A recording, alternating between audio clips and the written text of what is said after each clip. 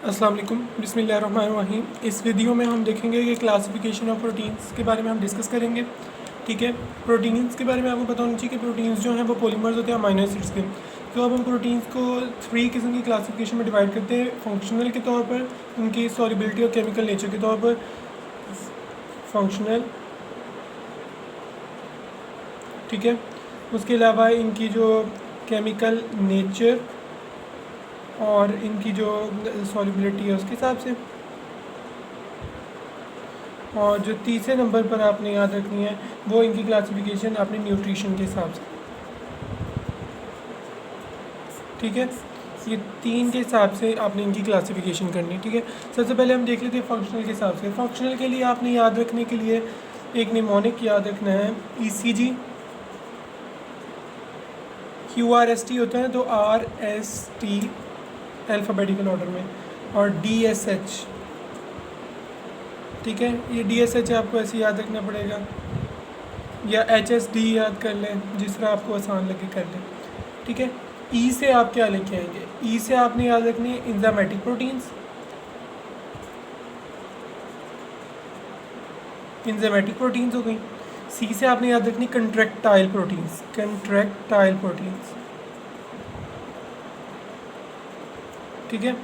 G से आपने याद रखनी जेनेटिक प्रोटीन्स।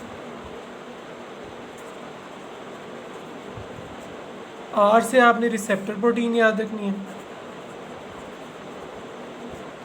S से आपने स्टोरेज प्रोटीन्स याद रखनी है।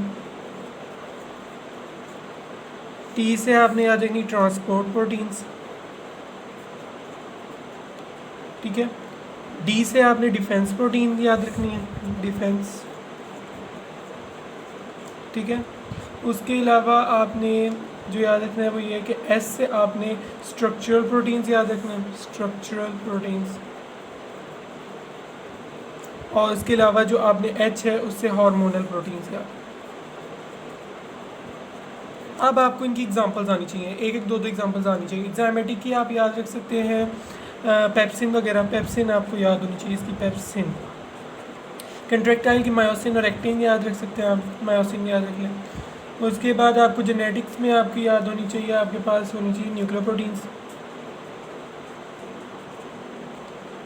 रिसेप्टर्स में जी प्रोटीन्स आ जाती हैं आपके पास, जी प्रोटीन्स या हार्मोन्स वगैरह आ जाते हैं।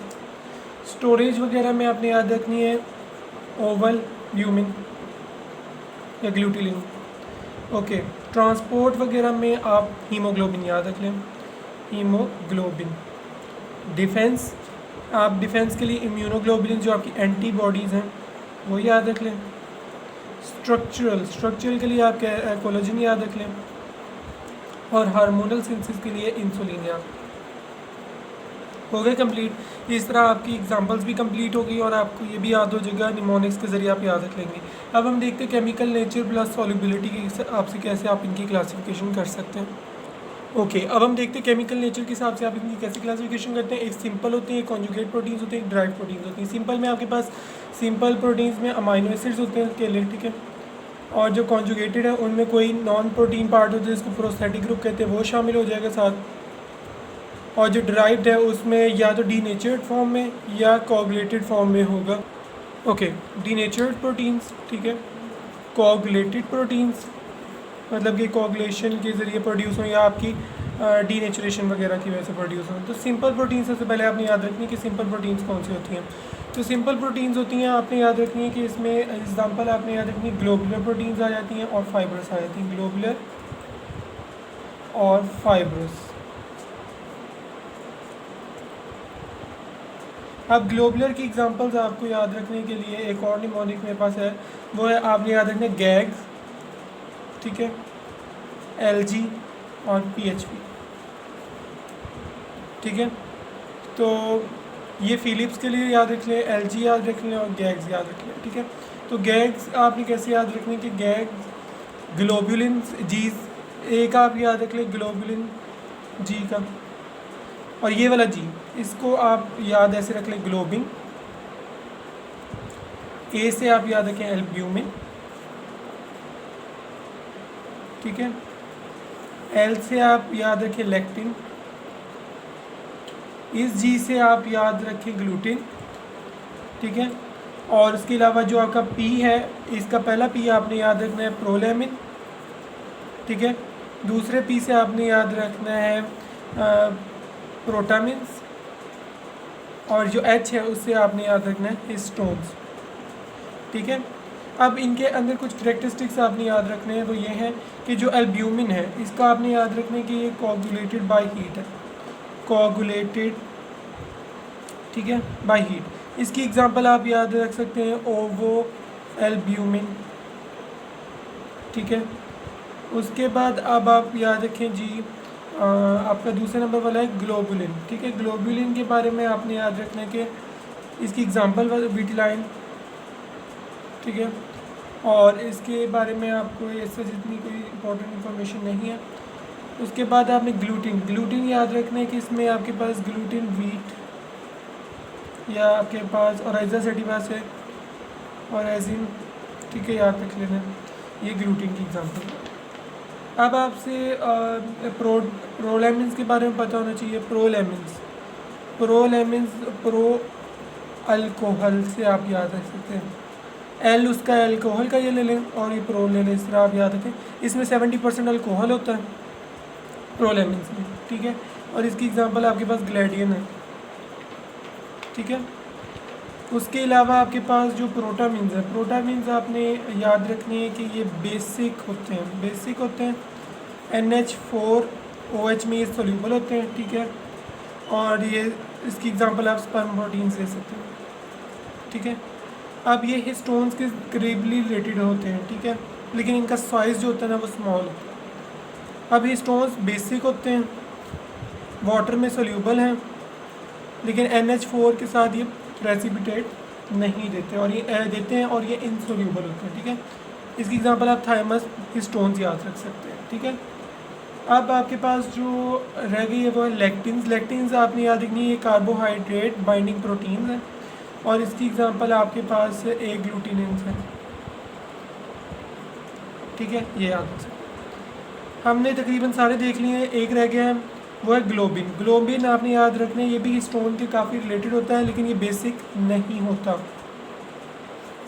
ठीक है। NH4 के साथ OH के साथ जो है इसने प्रेसिपिटेट भी नहीं देने होते, ठीक है। ये आपने याद रखना है।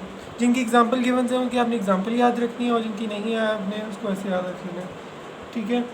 अब डिफरेंस वगैरह पेपर में पूछे जाते हैं ग्लोबिन और ग्लोबुलिन के बारे में, प्रोलेमिन्स और प्रोटामिन्स के बारे में डिफरेंस पूछे जाते हैं, तो आपने इनको याद रखना है।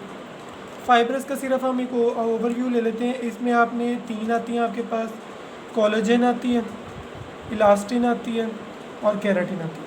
Keratin related to hair, elastin जो है वो आपकी आर्टरीज वगैरह के रिलेटेड है और टेंडन्स के रिलेटेड है। और जो कोलेजन है याद रखिएगा इसमें ट्रिप्टोफान नहीं है और ये जेलेटिन वगैरह ये करते हैं जो बेकरी प्रोडक्ट्स वगैरह में इस्तेमाल होते हैं और ये सोल्यूबल भी होता है और डाइजेस्टिबल भी होता है, ठीक हो गया। ओके, अब हम देखते हैं कॉन्जुगेटेड प्रोटीन्स। ओके, अब हम देखते हैं कॉन्जुगेटेड प्रोटीन। कॉन्जुगेटेड प्रोटीन के वाले से आपने एक निमोनिक याद रखना है, CM, LG और NV। CM chief minister, LG याद रखना और नो प्रॉब्लम से NP याद रखना, ठीक है। अब इसको आपने कैसे याद रखना है कि जो इसका N है, N आपने याद रख लेना है न्यूक्लियोप्रोटीन, ठीक है, प्रोटीन। उसके अलावा जो आपके पास ये P है ये फॉस्फोप्रोटीन के लिए याद रखना है, फॉस्फो के लिए। L आपने याद रखना है लाइपो के लिए, प्रोटीन के लिए। G आपने याद रखना है ग्लाइको के लिए, लाइपो और ग्लाइको मिलते जुलते इसलिए आपने इसका। C क्रोमो के लिए और M जो है मेटेलो के लिए, ये है क्रोमो, ठीक हो गया। अब इनकी आप कैसे एग्जांपल्स देंगे, क्या आपने करना है। क्रोमो याद रखिएगा कलर से,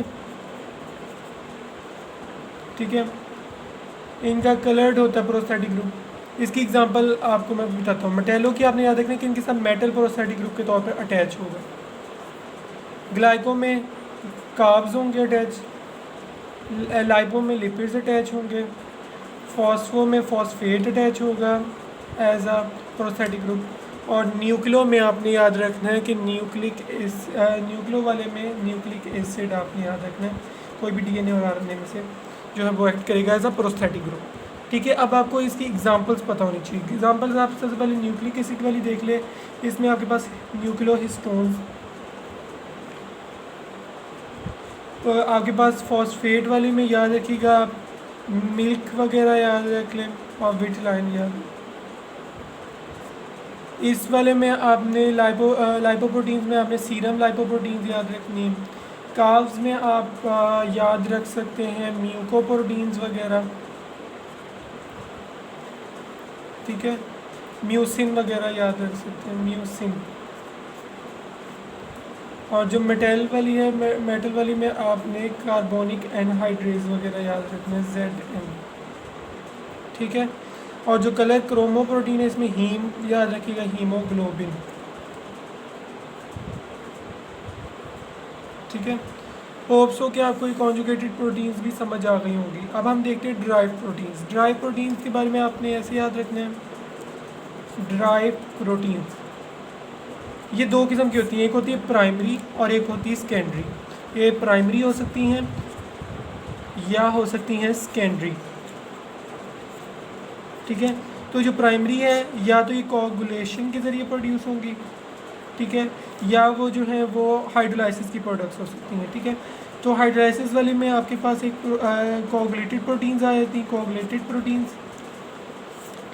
उसके अलावा आपने याद रखना है प्रोटीन्स और मेटाप्रोटीन्स। जो कोगुलेटेड प्रोटीन है ये कोगुलेशन के ज़रिए प्रोड्यूस हो रही है, इसमें आप एग वाइट याद रख सकते हैं, एग वाइट। जो प्रोटीन्स हैं ये आपने रखना है पहली फर्स्ट हाइड्रोलाइसिस की प्रोडक्ट में होते हैं, ठीक है। इसकी एग्जांपल आपने याद रखनी है फाइब्रिन, जो फाइब्रिनोजन से प्रोड्यूस हो रही है। उसके अलावा जो मेटाप्रोटीन्स है ये फर्दर सेकंड स्टेज प्रोडक्ट्स होती हैं जो सेकंड हाइड्रोलाइसिस से प्रोड्यूस होती हैं। इसमें आपने याद रखनी है एग्जांपल के तौर पर एसिड और बेसिक जो है मेटाप्रोटीन्स याद रखनी है, एसिडिक या बेसिक मेटाप्रोटीन्स। अब आते हैं सेकेंडरी पर। सेकेंडरी आपने याद रखिएगा कि ये प्रोग्रेसिव हाइड्रोलाइटिक प्रोडक्ट्स से प्रोड्यूस होती हैं। इसमें आपके पास 3 होती हैं, पेप्टोन्स होती हैं, पेप्टाइड्स होती हैं और पॉलीपेप्टाइड्स, ठीक है। ये तीनों हाइड्रोलाइसिस से प्रोड्यूस हो रही हैं। समझ आ गई प्राइमरी और सेकेंडरी की। प्राइमरी कोगुलेटेड प्रोटीन्स आती हैं, जो सेकेंडरी है जो प्राइमरी में कोगुलेटेड प्रोटीन्स आती हैं, प्रोटीन्स आते हैं, प्रोटीन्स आते हैं, मेटाप्रोटीन्स आते हैं। सेकेंडरी में आपने पेप्टोन्स, पेप्टाइड्स और पॉलीपेप्टाइड्स याद रखने हैं, ठीक है। ओके, अब यह आपकी ड्राई प्रोटीन्स भी ख़त्म हो गई, बहुत आसान थी। अब हम देखते हैं न्यूट्रिशनल वैल्यू के हिसाब से कौन सी प्रोटीन्स होती हैं। ओके, अब हम देखते हैं न्यूट्रिशनल वैल्यू के हिसाब से प्रोटीन की क्लासिफिकेशन। आपने याद रखनी कंप्लीट प्रोटीन्स, इनकम्प्लीट और पार्शली इनकम्प्लीट प्रोटीन्स आपने कैसे याद रखनी है। कंप्लीट प्रोटीन्स में आपने याद रखना है कि all 10 essential amino acids present होंगे। जैसे आपके पास एग है और मिल्क है, इसमें होते हैं, इसलिए कहते हैं दूध एक मुकम्मल ग़िज़ा है, क्योंकि दूध जो है उसमें भी जो है वो 10 के 10 एसेंशियल अमाइनो एसिड मौजूद होते हैं। इनकम्प्लीट से पहले हम पार्शली इनकम्प्लीट देख रहे थे, इसमें कोई सा एक एसेंशियल अमाइनो एसिड जो है वो मिसिंग हो सकता है, जैसे राइस है, वीट है इसमें। और जो इनकम्प्लीट है इसमें आपने याद रखना एक या एक से ज़्यादा, ठीक है, मिसिंग होते हैं। तो इसकी एग्जांपल आपने जेलाटिन याद रखें, ठीक है, या जैन याद रखें। होप्स हो कि आपको ये सारी क्लासिफिकेशन समझ आ गई होगी। एक और बात आपने याद रखनी है कि जो हमने फाइब्रस प्रोटीन की क्लासिफिकेशन देखी थी, इनको हम अलहदा से भी डिस्कस करेंगे, कोलेजन, इलास्टिन वगैरह को अपने कुछ नेक्स्ट लेक्चर्स में देखेंगे। Thank you. होप्स आपको हमारी वीडियो पसंद आई होगी। अगर आपको पसंद आई है तो इसको लाइक भी करिए और अपने दूसरों के साथ भी शेयर कीजिए, ठीक है। और बाकी हम जो टॉपिक है वो अपने नेक्स्ट लेक्चर में डिस्कस करेंगे। Thank you.